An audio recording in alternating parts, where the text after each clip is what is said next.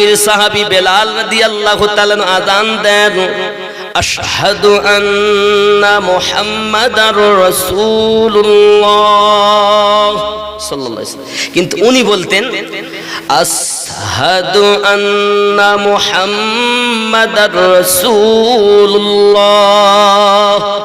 মানে উমাইয়া আমার রসুলের প্রেমে পাগল বলে বেলাল রাদিয়াল্লাহু তাআলা, উমাইয়া দুশমন, তার জিভ টেনে মাঝখানে পেরেক মেরেছিল। ওই মুক্তি হওয়ার পর পেরেকটা তুলে দিলে ওই জায়গাটা মোটা ছিল, যার কারণে বড় শিন উচ্চারণ করতে পারতেন না, ছোট সিন হতো। কি হতো? ছোট সিন, আসহাদু। কিন্তু হওয়া উচিত ছিল আশহাদু, ঠিক কি না? কিন্তু হতো কি আসহাদু। ওগো নবী দো জাহান সাল্লাল্লাহু আলাইহি ওয়াসাল্লাম, আর আযান দেওয়া যাবে না, বেলালে ভুল আযান দেয়।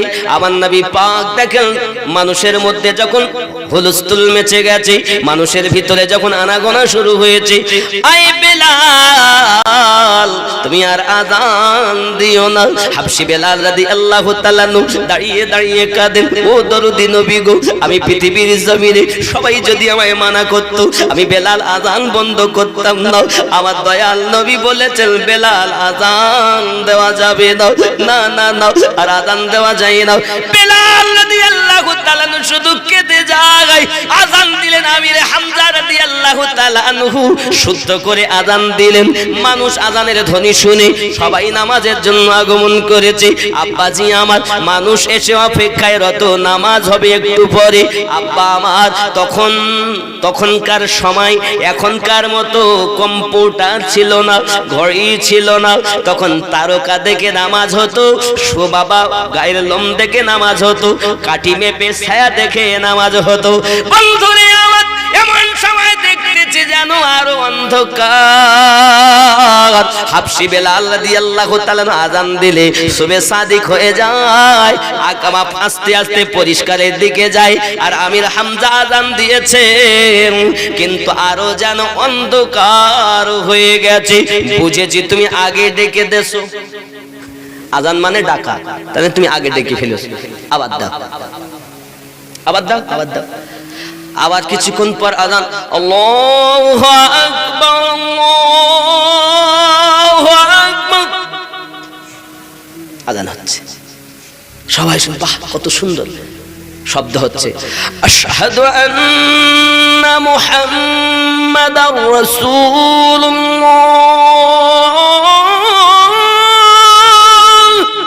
সাল্লাল্লাহু আলাইহি ওয়াসাল্লাম। বাবা, আজ তো আর ছোট সিন হয়নি, বড় সিন হয়েছে। কত সুন্দর দিচ্ছে। লোক বলতে বাহ ভালো হলো। আযান দ্বিতীয়বার হয়ে গেল, আরো অন্ধকার, মানে পাশের মানুষ আর দেখা যাচ্ছে না। আগে তো বোঝা যাচ্ছিল যে ওখানে একজন এই এসে, আর এখন এইরকম হয়ে গেছে পাশে আর দেখা যাচ্ছে না। এই ব্যাপার কি? তুমি ভুল দেছো মনে হয়, তাহলে আবার দাও। আহা, আমার এই জন্য বলে, হে নবীর প্রেমের পাগল যারা প্রেম খেলা খেলে, এ নবীর প্রেমে ওয়াসকুরুনি দন্ত দেয় ফেলে। এ নবীর প্রেমের পাগল যারা প্রেম খেলা খেলে, ঠিক কিনা? আব্বাজি আমার খুব খেয়াল, বদল কম কম, কারণ হুজুর খুব তাড়াতাড়ি আসবেন, এজন্য আমার সময় কম। আব্বাজি আমার সোনামানি খুব ভালো করে বুঝুন। এমন সময়তে আব্বা আমার নামাজ 3 বার আযান হয়েছে, নামাজ হয়েছে। আমার আল্লাহ পাক আল্লাহ তাআলা বলেন, জিবরাইল যাও আমার হাবিবকে বলো বেলাল যেন আযান দেয়। যদি বেলাল আযান না দেয়, অন্ধকার থাকবে আর আলো হবে না। হযরতে বেলাল রাদিয়াল্লাহু তাআলা আযান দিলেন। হে বাবাজি আমার, সকাল হয়ে গেল, দেখা গেল সূর্য প্রত্যেক দিনের না আরো অনেকটা উপরে উঠে গেছে।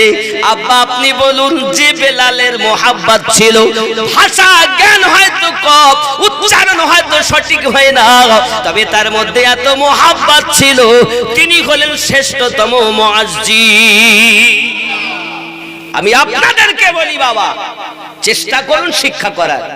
যদি না হয়, আমার আল্লাহ প্রেমকে ভালোবাসে, প্রেম করো। ভাষা নেই তো কি হয়েছে, শুদ্ধ উচ্চারণ হয় না তো কি হয়েছে, চেষ্টা করে যাও, যাহা হবে তাই। আমার আল্লাহ তাআলা তার বান্দার এই বিচারটা তো অন্তরের, জোরে কোন সুবহানাল্লাহ।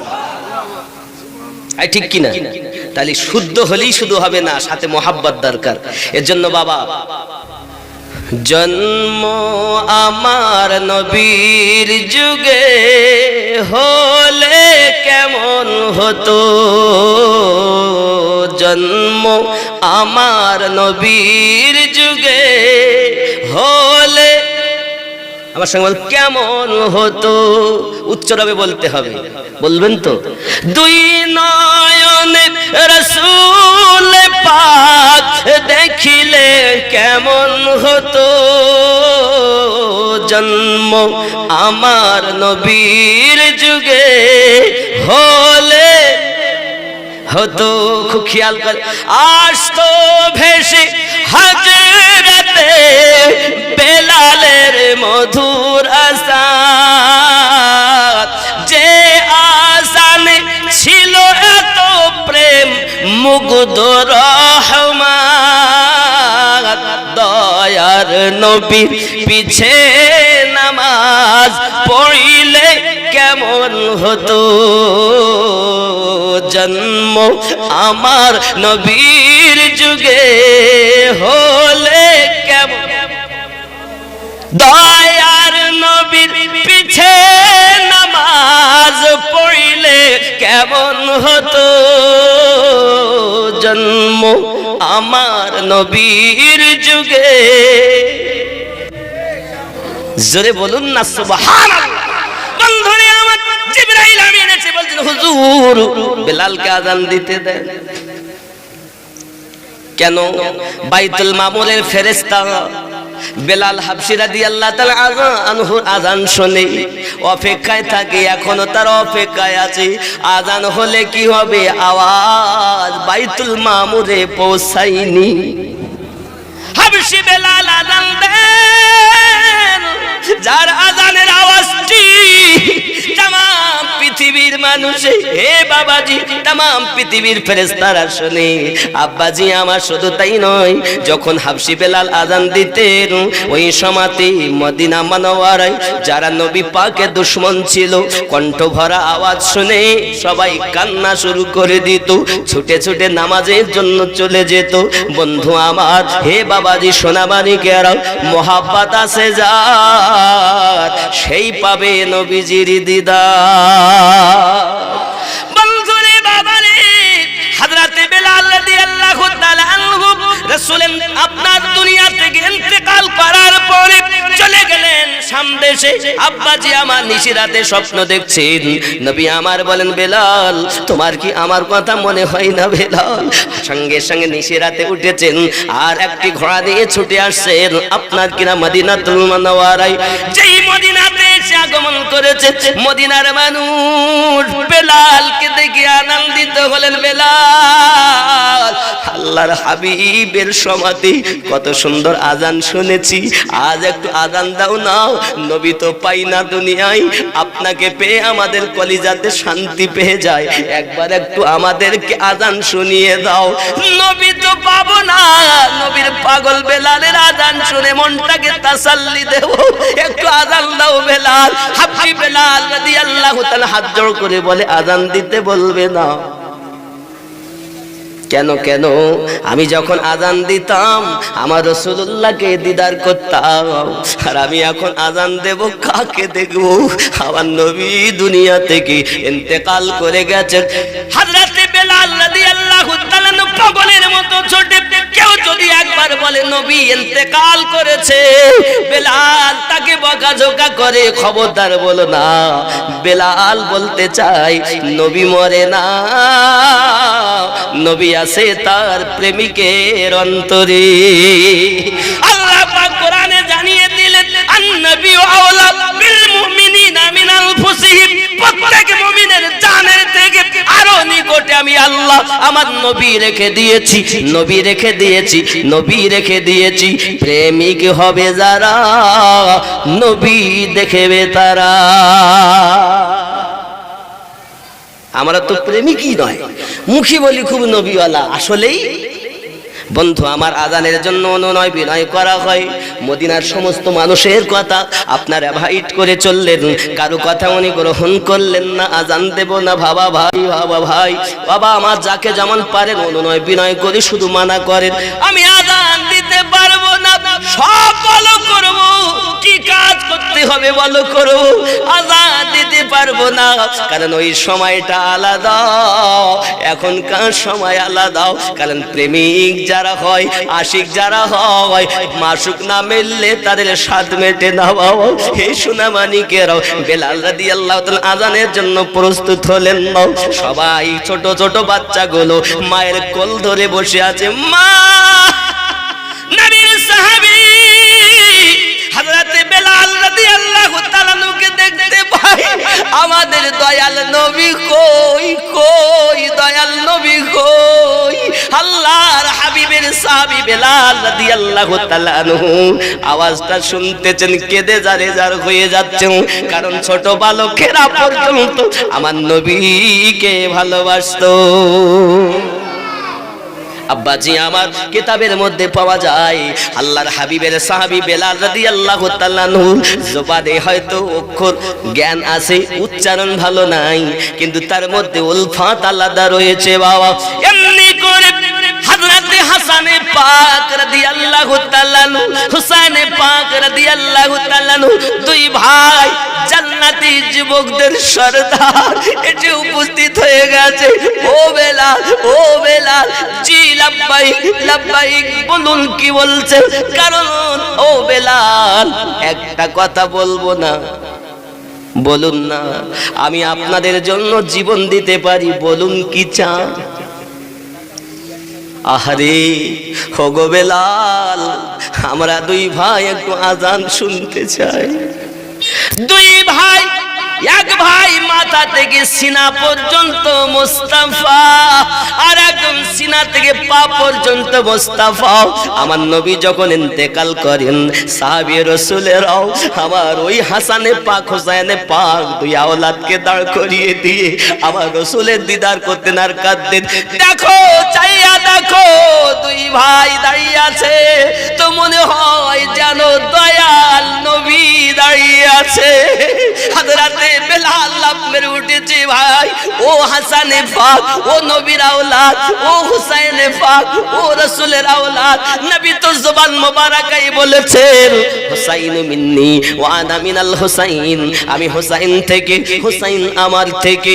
ও গো বেলাল, একটু আজান শুনিয়ে দাও, অনেক দিন হলো আপনার কণ্ঠের আওয়াজ, আজান শোনা হয় না। নানু তো হারিয়েছি, অনেকদিন পর আপনাকে পেয়েছি, একটু আজান শুনিয়ে দাও। শুধু মদিনার মানুষ ভালোবাসিনি, আজান আমার আল্লাহ ভালোবেসেছে, ঠিক না? এটা তো এখানে গজলে বলা আছে।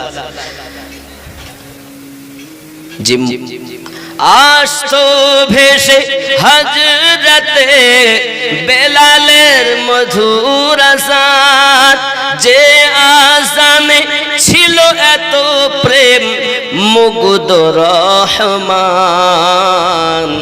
দয়ার নবীর পিছে নামাজ পড়িলে কেমন হতো, জন্ম আমার নবীর যুগে হলে। জোরে বলুন সুবহানাল্লাহ। বন্ধুরে, বাবারে, বেলাল রাদিয়াল্লাহু তাআলা অনুরোধ করে, বিনয় করে, কিন্তু দুই ভাই আজানের যখন কথা বলেছেন, সমস্ত মানুষকে বঞ্চিত করতে পারতাম, কিন্তু নবীর ভালোবাসা তো তখনই হবে যখন নবীর আওলাদ আমি বেলালের প্রতি রাজি হবে। আর জান্নাতের যুবকদের সর্দার দুই ভাই, এখন আমি যদি এদেরকে অমান্য করি, আমার নবী তো পাওয়া যায় না। কারণ নবী পাক যার জন্য নিজের বেটা কুরবানি দিয়েছেন, তিনি হুসাইনে পাক। এখন আমি কি করি বাবা? এমনি করে বেলাল রাদিয়াল্লাহু তাআলা বলেন, যখন আপনারা অনুরোধ করেন সবাইকে ব্যথা দিতে পারতাম, আমার নবীর আওলাদকে ব্যথা দেওয়া যাবে না।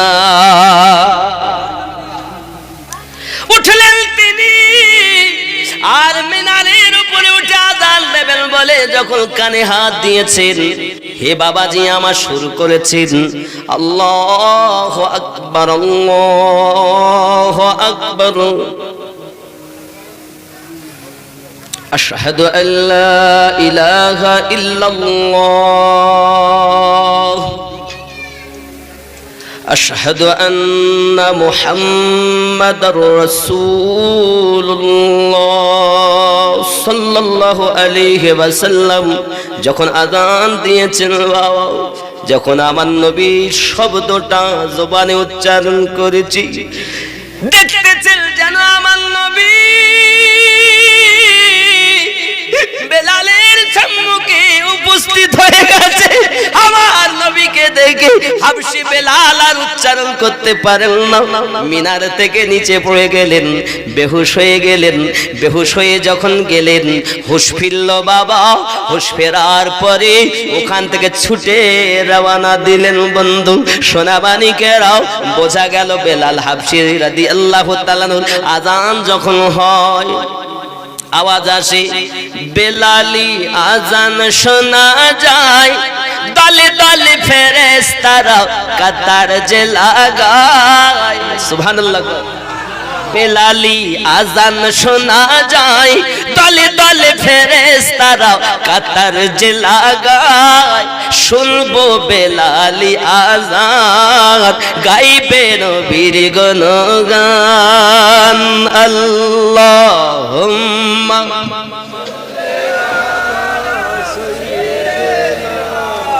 মাওলানা মুহাম্মদ ওয়া আলা আলি।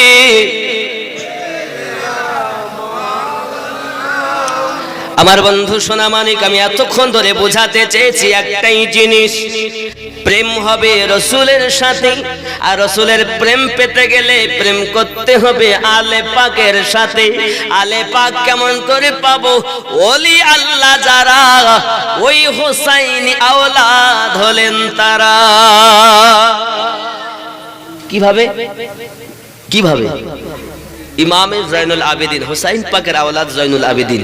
আর জয়নুল আবেদিন থেকে ইমাম জাফর সাদিক, ইমাম বাকার, ইমাম মুসা কাজিম, ইমাম নাকি আলী, ইমাম তাকি আলী। হে বাবা, এমনি করে 12 ইমাম। এখন একজন আসবেন ইমাম মেহেদি আলাইহিস সালাম। জোরে কর। এনারা এই যে ইমামে আজম আবু হানিফা, ইমাম জাফর সাদিকের 2 বছর গোলামি করেছে। ইমাম জাফর সাদিক রাদিয়াল্লাহু তাআলা ইমাম ছিলেন। ইমামের মর্যাদা বোঝো, ইমামের সম্মান বোঝো। আমি তো মনে করি ইমামের বেতন, মসজিদের যে ইমাম, আমাদের ইমাম হলো 12, আওলাদে রাসূল 12 ইমাম। আর এই কোরআন হাদিস বোঝার জন্য, সঠিক পথে চলার জন্য ইমাম হলো 4টি, শাফি, হানাফি, মালিকি, হাম্বলি। কথা বোঝেননি? ইহা ছাড়া আমাদের ইমাম আছে, মসজিদে ইমাম আছে না নাই? আচ্ছা, আমরা ইমামকে কি বলি? পিছনে নামাজ পড়ি বটে, কিন্তু বাইরে এসে কি আবার ইমাম হইল নাই। বেতন কত? তাহলে তুই ভাতা পাচ্ছে, তা বেতন দেব কি? আচ্ছা বলেন, আমি যদি নামাজ পড়তে যাই, আমার ছেলে যদি অসুখী ভোগে, এরা দিন 100 টাকা করি, তো 100 টাকায় সংসার চলে? কথা কন। ইমামের বেতন বেশি হওয়া দরকার ছিল। ইমামের বেতন বেশি করবেন, সবাই দিবেন। নইলে এক ওয়াক্ত নামাজের জন্য 80 হব্বা দোজক বলো বাদ দিলে, নামাজ বাদ দিলে কত দোজক? 80 হব্বা। আর আপনি সেই নামাজ পড়তেছেন, মন তো ইমাম মানেই নেতা, ইমাম মানে নেতা। তা আপনার যে প্রত্যেক ওয়াক্তের নামাজ পড়ছেন যার পিছনে, তার বেতন 2,500, কেউ 5,000-এর উদ্যার দেয় না, খুব হাই 7,000। সংসার চলে এখনকার যুগে। বাবা, সরষের তেল যার দাম কত এখন? আপনাদের লিটার কত সরষের তেল? 200 টাকা। 200 টাকা যদি 1 লিটার তেল যে দিলে 200 টাকা, তো 200 তেল নিলেও চাল কিনবে না। বিচার করবেন যারা মুক্তাদি আছেন, যেখানকার ইমাম হোক, ইমামকে যথাসাধ্য পারেন তার যেন ভিতরে ক্ষুধা না থাকে। এটা শিওর যে যতই টাকা দাও কেউ বলে না যে আর লিব না, কিন্তু পেট ভরে গেলে যদি বলি শাক দিয়ে ভাত কি পেট ভরে গেছে, যদি গোস্ত দিই ভাই খাও, তার খেতে পারছিস না, আমার টুটি ভর্তি হয়ে গেছে। টাকা যতই দাও বলে না যে লেব না। অন্তত সাধারণত চিন্তা করবেন যে এই বেচারার সংসার চলতে গেলে নিম্নতম কত লাগে। এই বিচারটা অন্তত সাধারণত বিবেচনা যদি মুক্তাদি না থাকে, তো ইমামকে নেতা বানিয়ে আপনার সব বেকার হয়। কথা বুঝেছেন? এগুলো খেয়াল রাখবেন বাবা, কারণ আমরা ইমাম ভুক্ত মানুষ, আমরা ইমামদের ভালোবাসি, ঠিক না? ইমামের সম্মুখে বড় কথা, অনেকে দেখবেন নামাজ পড়তে ইমাম সাহেবকে দোয়া করতে দেরি করতেছে, তো অনেকে কি অনেকে আত্মাইয়া তো পড়বে না, করে পড়া হয়ে গেছে মানে সালাম ফেরা সারা দেয়, অনেক অভ্যাস আছে কিছু লোক এরকম। আবার দেখবেন সালাম ফিরিয়ে বসে আছে, তাও আবার কিছু মানে দোয়া করতে তো বলতে তো পারছে না।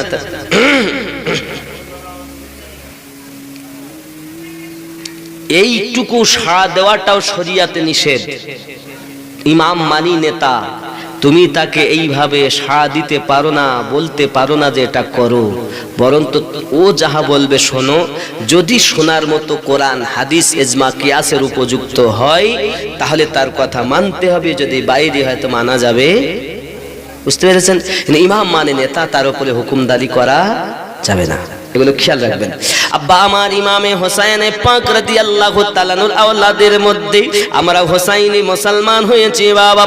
বেলাল রাদিয়াল্লাহু তাআলা আনহু যখন আযান দিয়ে ছুটে ছুটে এসেছেন বাবাজি, ওরে আমার সোনামানিকেরা, উনি দুনিয়ার জমিনে এত প্রেম করেছেন, এত মোহাব্বত করেছেন। আযান তো দুনিয়ায় দিতেন, কিন্তু আযানের ভিতরে তার উলফাত মোহাব্বত আলাদা ছিল। আব্বাজি আমার সোনামানিক খেয়াল করুন, একদা আপনার আমার নবী হাবশী বেলাল রাদিয়াল্লাহু তাআলা আনহুকে কাবার ছাদের উপরে উঠিয়ে দিয়েছেন, আর নবী আমার বললেন, বেলাল আযান দাও না তুমি বেলাল। সুবহানাল্লাহ। কি দিতে বললেন? আযান। কোথায়? কাবার ছাদে। আমার আযান দেই কোন দিকে? কাবার দিকে ফিরে। হে বাবা, এখন ওই কাবার উপরে নবী পাক তুলে দিয়েছেন বেলালকে। বেলাল আযান দাও। হাবশী বেলাল রাদিয়াল্লাহু তাআলা চিন্তায় চিন্তিত। পুনরায় নবী আমার মিঠি জবানে বললেন, আযান দাও। বেলাল রাদিয়াল্লাহু তাআলা দাঁড়িয়ে, হুজুর আমি আযান কোন দিকে ফিরে দেব? কারণ আমি যেখানে আযান দিয়েছি কাবা শরীফের দিকে মুখ করেছি, আজ কাবা আমার পায়ের নিচে, আমি বেলাল আযান দেব কোন দিকে ফিরে? আপনার আমার নবী বলেন, বেলাল গো তুমি আমার দিকে ফিরে আযান দাও। যদি আল্লাহ পাক আল্লাহ তাআলা তোমার নবীকে সৃষ্টি না করত, কাবা তৈরি হতো না।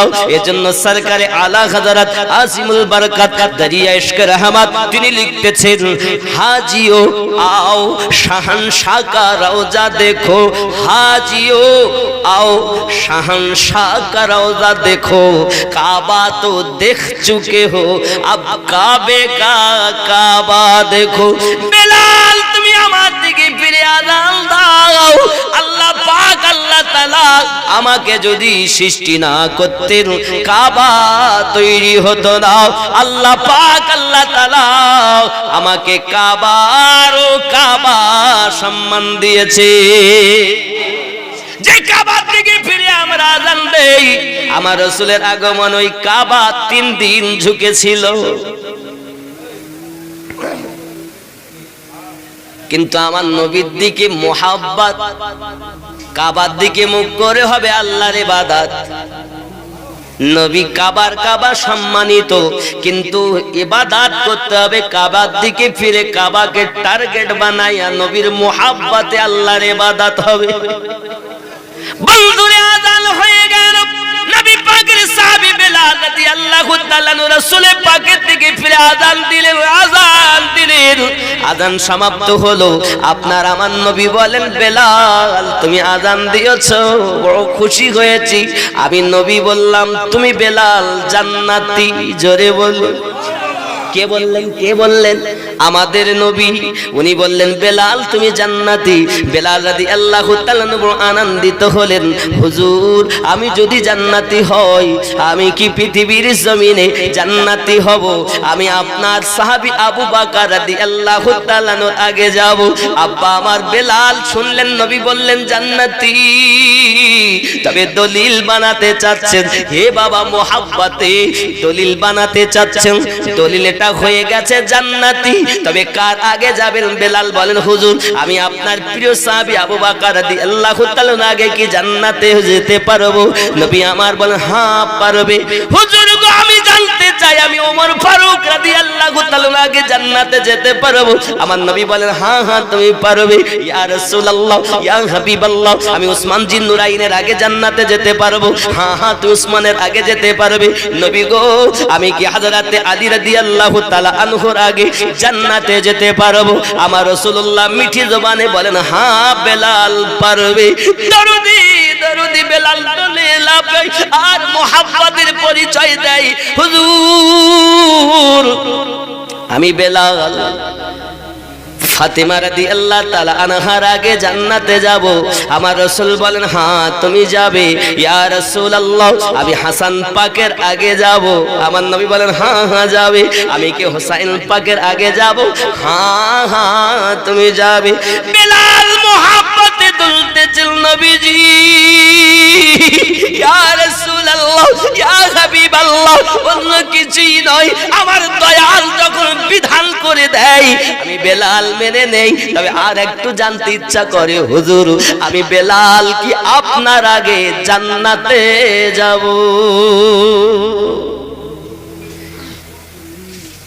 আমার দরুদি নবী বলেন বেলাল তুমি আমার আগেও জান্নাতে যাবে। কিতাব লেখক লিখছেন, মুহাদ্দিসগণেরা মুস্তাহিদগণেরা লিখতেছেন হাবশী বেলাল রাদিয়াল্লাহু তাআলা জান্নাতে যাবেন। আমার নবীকে প্রেম করেছেন, মুয়াজ্জিন আজম যেহেতু তিনি, হে আমার সোনামানিকেরা ওই বেলাল রাদিয়াল্লাহু তাআলা আনহু আমার নবী যে বোরাকে বসে থাকবেন, বাবা আমার যে আপনার কাসওয়া উটনির উপরে বসে থাকবেন, যে বোরাকের পিঠে বসে থাকবেন, এই বোরাকের লাগাম থাকবে বেলাল রাদিয়াল্লাহু তাআলা আনহুর হাতে। নবী আমার বসে যাবেন আকা হয়ে, আর বেলাল আগে যাবে লাগাম ধরে টেনে প্রেমিক সেজে।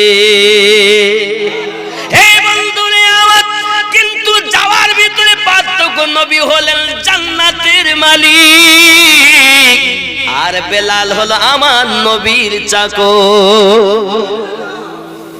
এটা কেন হলো? একমাত্র আমাদের রাসূলের প্রেমের ওসিলায়। চিৎকার মেরে কোন সুবহানাল্লাহ। খুব খেয়াল বাবা, এই জন্য বেলাল হাবশী রাদিয়াল্লাহু তাআলা প্রেম করেছেন, জান্নাতি হয়েছেন। যারা প্রেম করেছেন সবাই জান্নাতি। আল্লাহ আমাদের সকলকে যেন মুহাব্বতি বানিয়ে দেয়। জোরে বলুন আমিন। একটু মুহাব্বত